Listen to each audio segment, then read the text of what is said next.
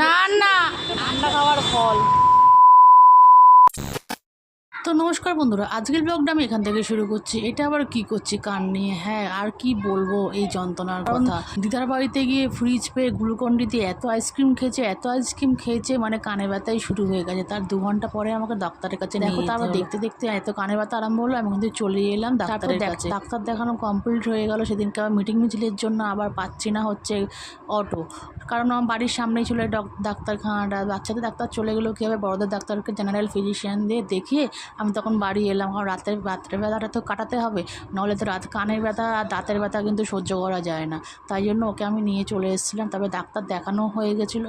হয়ে যাওয়ার পর কিন্তু অটোর জন্য অনেকক্ষণ দাঁড়িয়ে রয়েছি, অটো আর পাচ্ছি না। তারপর ওয়েট করে তারপরে একটা যা হোক অটো পেলাম। তখন তার মধ্যে আমি উঠে গেলাম। আর বাড়িতে এসে দেখি ও মা,